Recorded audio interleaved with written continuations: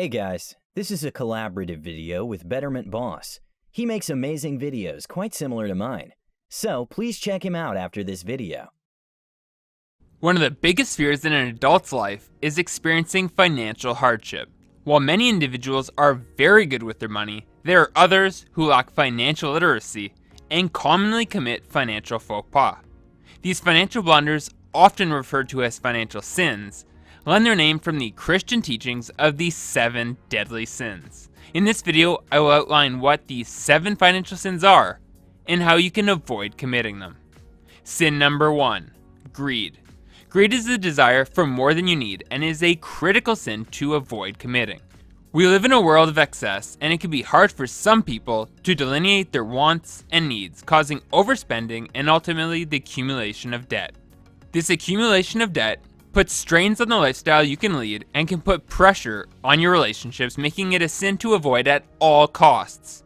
No pun intended. In order to avoid this sin, practice acts of gratitude and be happy for what you have instead of always feeling like you need more things to be happy. Sin number 2, sloth. Sloth is synonymous with being lazy, and being financially lazy can be crippling to your financial state. Planning your financial future is essential in life as it allows you to work towards buying your first home or retiring with ample funds. Committing the sloth sin often involves neglecting to track your spending.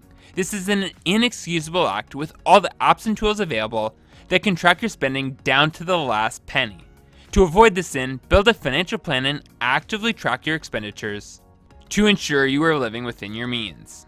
Sin number 3, gluttony. Gluttony is often defined as the overconsumption to the point of waste, but in financial terms, it is commonly associated with overspending or spending on credit. The introduction of credit cards and lines of credit facilitates the spending of unearned money, which is a recipe for financial disaster. This sin is often committed when people get addicted to the high of shopping and need to fuel their habit by going on frequent shopping sprees. In order to avoid this sin, limit your spending to funds you have saved so that you do not fall into the trap of spending gluttony. Sin number 4, envy.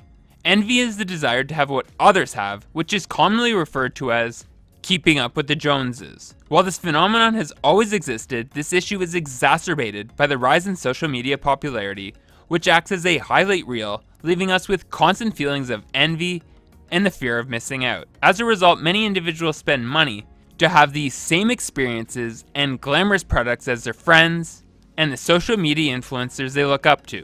In order to avoid overspending caused by envy, detach yourself from the constant flow of product placements on social media and understand that your purchasing power may not be as much as the celebrities you adore. Sin number 5, pride.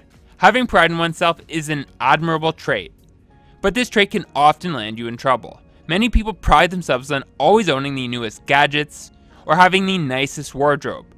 This desire to stand out can come at a hefty price tag, and often the cost does not justify the sentiments that owning these items can provide. Instead, gain self-pride through your accomplishments, like getting a good mark on an exam or volunteering your time to help the less fortunate. These actions will provide these same positive feelings without draining your bank account. Sin number 6, lust. Very similar to envy, lust is the strong desire to obtain something, and in financial terms, it relates to material goods. You may feel sentiments of lust when a new iPhone comes out or your favorite designer releases its new line of makeup. Whatever the object may be, avoid acting on your feelings of lust by allowing time to pass and then reassessing if you still have the same urge to buy this desirable product. Oftentimes, we get too wrapped up in the moment and act impulsively only to regret our purchase a short time later. Sin number 7, wrath. The last of the 7 financial sins is wrath. With respect to finances, wrath is often displayed when you are unsatisfied with the purchase decision. While back in the day you may have vented to your partner about your dissatisfaction, people now turn to social media to slander the companies providing subpar products or services. This lashing out online rarely amounts to any correction of the mistake, while casting an unbecoming light on the complainer to his or her onlookers. Therefore, to avoid committing the cardinal sin of wrath, always conduct yourself in a respectful and professional manner when resolving any problems you encounter as a consumer. So there you have it, these 7 financial sins.